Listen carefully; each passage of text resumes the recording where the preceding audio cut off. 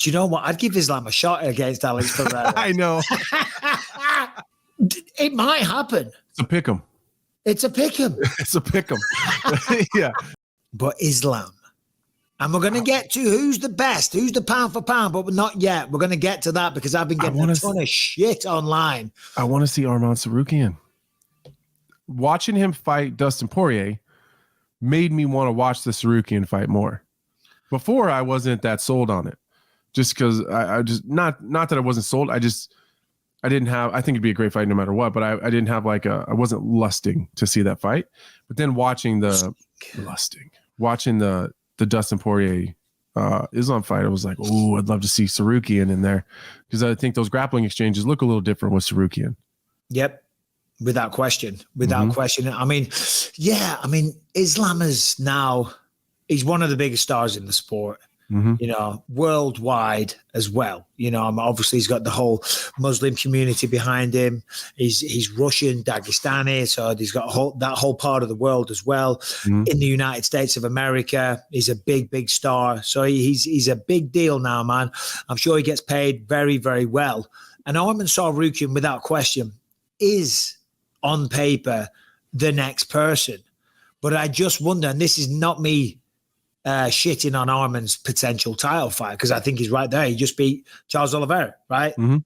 But I don't know, is that the fight what they do for Islam next, or do they do something big? Do they do something special? Do they give him a Leon Edwards if he gets through Bilal Muhammad? Something like that, What happens if Bilal beats Leon? It's kind of a mess, right? Then no one's going to forget the name. Everything's going to go out the window. Well, yeah, but doesn't Bilal train with Islam and Habib a bunch? Oh, yeah. Well, that does stop that. Yeah. Probably. But is that going to happen? You never know. You never know. Don't you forget that goddamn name. I won't. Yes, Harrington. What the bloody hell do you want showing up unannounced? Well, what are you doing? Sorry to interrupt you guys. So Bilal did actually, he commented on it. He said that Islam, actually, they're so close that he would forego a shot at the 170 title and would go all the way up to 185 if Bilal was holding the title. Islam would go to 185? Yes.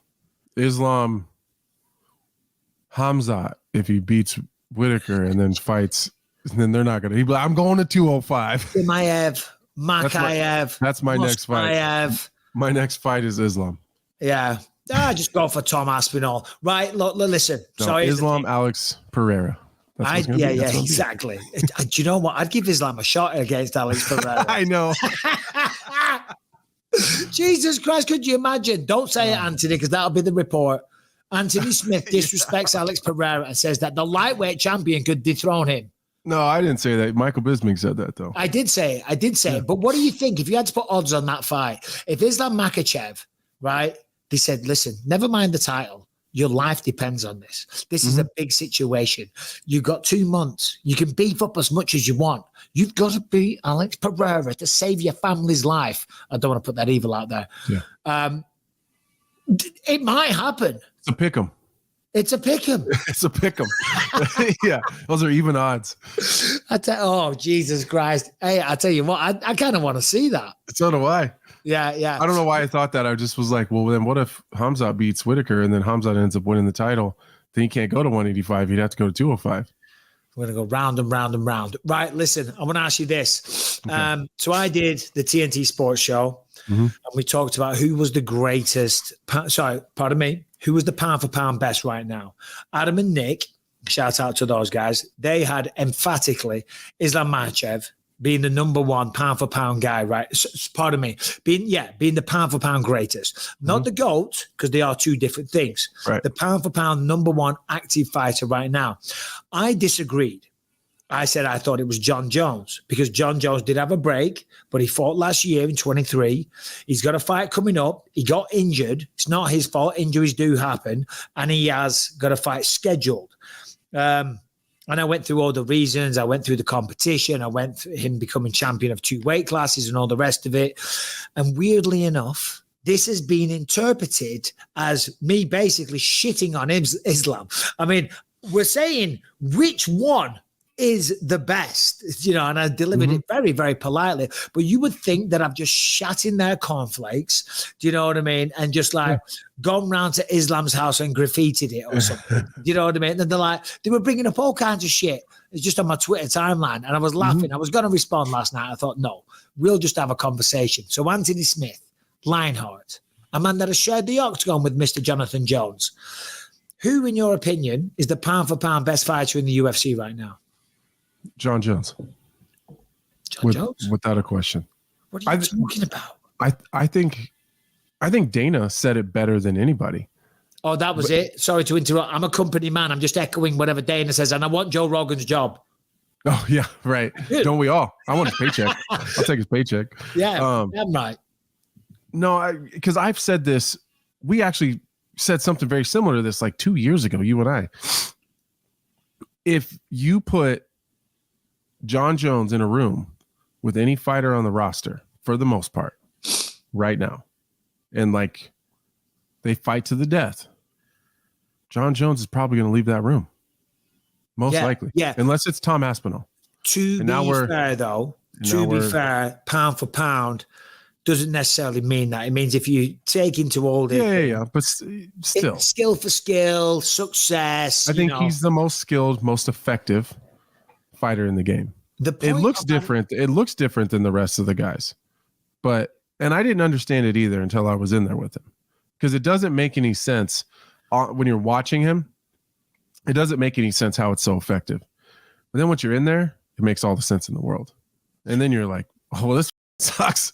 I wasn't ready for that. Of Adam and Nick was that but he hasn't been active. And I said, well, he took some time away from the sport. He beat 3 generations of fighters. He beat 3 generations of fighters, and they were like, well, that was a long time ago. I'm like, granted, but he's still active. And they were like, no, he's not.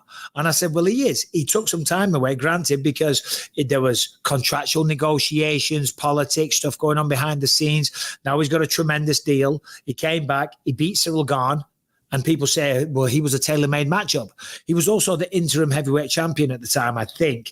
He was the number one guy. It's not his fault that he was the top guy. He beat him. He was scheduled to fight Stipe, tore his pec, and injuries happen. Look at McGregor. You know what I mean? Injuries happen all the time. Right. And he's coming back. If Habib came back and won one fight, they would put Habib above Islam. Yeah. And Habib hasn't fought in years.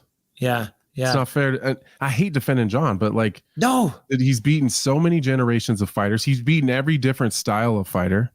He's beaten strikers, grapplers, jiu-jitsu guys, young guys, old guys, middle of the road guys, the very next contender, and did it mostly dominantly over everybody. There's a couple guys that got close. And the thing is as well, and again, this is where it sounds disrespectful to Islam, and it's not. I don't even need to say it. I've got tremendous respect. I've never said anything disrespectful. Right. Other than I think right now, Jon Jones just pips him to the post.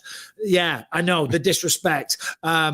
I think when you look at the competition of Islam, and granted, there's been some great ones. Oliveira, he just beat Volkanovski, but he was a featherweight. He just beat Dustin Poirier, Bobby Green, Drew Dober, Thiago Moises. Jon look at the longevity too. Longevity.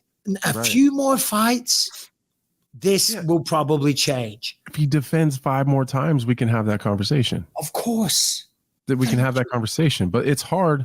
This is why me and RJ Clifford have this argument over all the time over who's the greatest female fighter of all time. I always say Amanda Nunes, but the one thing that I have a hard time, and this isn't just the UFC, this is across all women's MMA.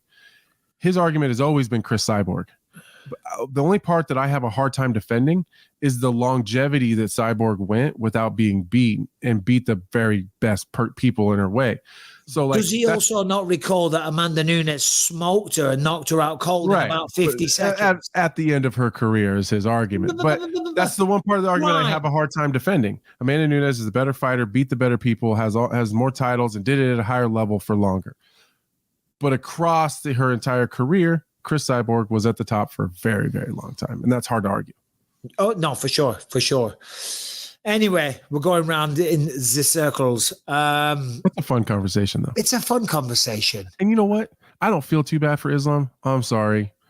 You're the second best pound for pound. You're just under the best ever. You're just under the greatest of all time. to sleep. Oh, yeah. And also, I did say Tom Aspinall might beat Jon Jones. And people are like, how can he be the pound for pound if he thinks that Tom Aspinall beats him? I said, well, I think that. We don't know that. That has not been set in stone. Jon Aspinall.